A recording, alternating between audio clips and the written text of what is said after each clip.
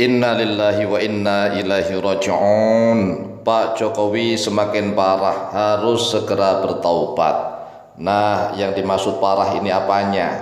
Apakah penyakitnya semakin parah ataukah kelakuannya yang semakin parah?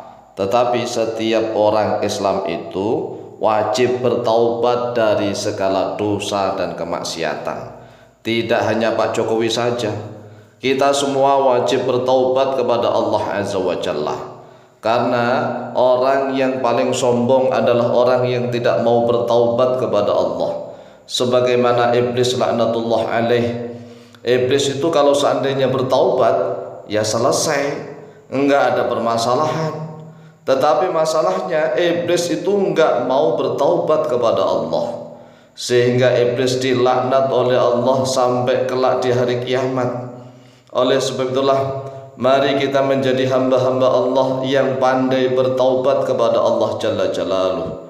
Terutama para pejabat tinggi negara Kesatuan Republik Indonesia, baik pejabat yang masih aktif maupun para pejabat yang sudah pensiun. Mari kita sama-sama bertaubat kepada Allah Azza wa Jalla dengan memenuhi 4 syarat taubat. 4 syarat taubat ini harus kita penuhi, yaitu yang pertama, menyesali perbuatan maksiatnya. Jadi kita harus menyesal nih. Kan banyak orang yang sudah nggak maksiat tetapi ternyata nggak menyesal. Padahal syarat taubatnya itu harus menyesal. Kemudian yang kedua, segera meninggalkan kemaksiatannya. Kemaksiatan-kemaksiatan yang pernah dilakukan harus segera ditinggalkannya untuk sejauh-jauhnya. Nah, ini adalah 2 syarat taubat. Yang pertama menyesal, yang kedua segera meninggalkan perbuatan maksiatnya. Nah, banyak orang yang sudah meninggalkan perbuatan maksiatnya tetapi tidak menyesal, maka itu nggak taubat. Contohnya misalnya gini, Pak, kenapa Anda sudah nggak judi lagi? Kenapa Anda sudah nggak judi lagi, nggak main perempuan lagi? Apakah Anda sudah bertobat? Kemudian jawabannya, enggak nak, saya nggak berjudi, saya nggak main perempuan itu karena saya penyakitan misalnya. Ya kan nggak bertobat namanya.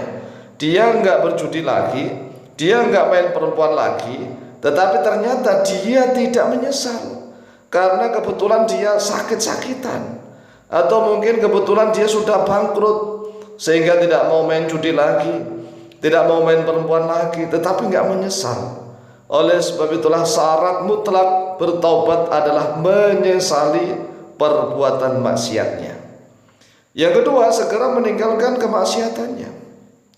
Ada orang yang sudah merasa bahwa ini adalah perbuatan dosa, dia menyesal, dia korupsi misalnya, tetapi masih berada di dalam lingkaran setan para koruptor, dan dia tidak segera meninggalkan perbuatan maksiatnya itu, tapi dia menyesal, itu juga nggak taubat. Jadi dia masih berkubang di dalam lingkaran setan para koruptor, para mafia. Dia tahu kalau itu salah, dosa, maksiat. Dia tahu kalau itu memang semuanya akan merugikan kepada rakyat dan dosa kepada Allah. Kemudian dia menyesal. Menyesal tapi sambil dinikmati. Itu juga enggak bertaubat.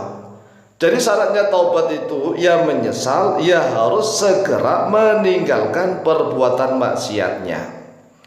Kemudian syarat yang ketiga, yaitu harus berjanji tidak akan mengulanginya lagi. Nah, kalau sudah taubat, taubatan nasuha, kemudian diulang lagi, walaupun toh Allah itu maha penerima taubat. Tetapi kalau bisa jangan taubat sambel, ya sungguh-sungguhlah bertaubat itu, berjanji tidak akan mengulangi lagi. Kemudian syarat yang keempat, kalau ada kaitannya dengan hak orang lain, itu tadi kan syarat taubat yang berkaitan kepada Allah. Jadi kalau taubat yang dosanya langsung kepada Allah, syaratnya cukup 3, yaitu yang pertama menyesali perbuatan maksiatnya, yang kedua segera meninggalkan kemaksiatannya, yang ketiga berjanji tidak akan mengulangi lagi. Nah, kalau dosa dan maksiatnya itu berkaitan dengan Allah dan sekaligus dengan sesama manusia, Maka ditambah syarat tobat yang keempat, yaitu mengembalikan kedolimannya. Misalnya kalau ada sambutan utang piutang, ya harus dilunasi. Nggak hanya tobat 1, 2, 3 doang, tetapi nggak mau melunasi utang, ya nggak bisa.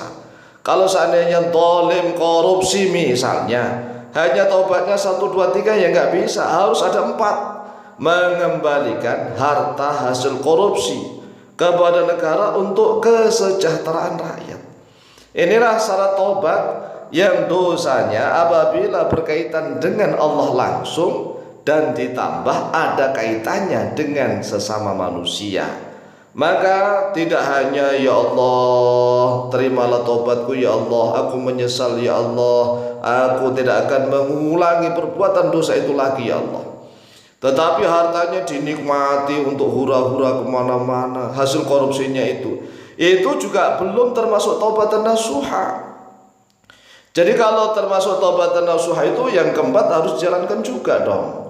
Ya, dia menyesali perbuatan maksiatnya. Yang kedua, segera meninggalkan kemaksiatannya itu secepat-cepatnya.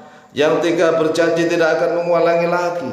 Dan karena dia kejahatannya adalah korupsi di mana-mana, maka dia harus segera mengembalikan harta hasil korupsinya kepada negara untuk kesejahteraan rakyat. Inilah syarat tobat yang harus dipenuhi. Sekali lagi, kalau dia misalnya korupsi harta rakyat, kemudian syarat tobatnya hanya 1, 2, 3, maka belum diterima oleh Allah. Belum diterima, walaupun Allah itu Maha penerima tobat. Masalahnya apa?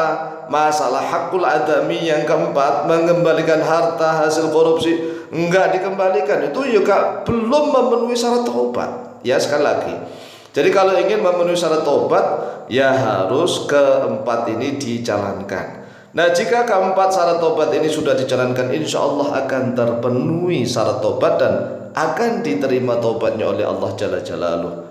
Adapun masalah penyakit kulit yang tumbuh di wajah Pak Jokowi, apakah medis ataukah non medis, maka kami Al-Fakir Tamalim sudah pernah membahasnya di dalam suatu konten video beserta cara mengatasinya. Adapun di dalam video ini kami hanya ingin mengajak kepada semua pejabat tinggi negara dan mantan pejabat tinggi untuk segera bertaubat kepada Allah Azza wa Jalla dengan memenuhi 4 syarat taubat, yaitu menyesal dari perbuatan maksiatnya, yang kedua segera meninggalkan kemaksiatannya, yang ketiga berjanji tidak akan mengulangi lagi, yang keempat mengembalikan harta hasil korupsi kepada negara untuk kesejahteraan seluruh rakyat.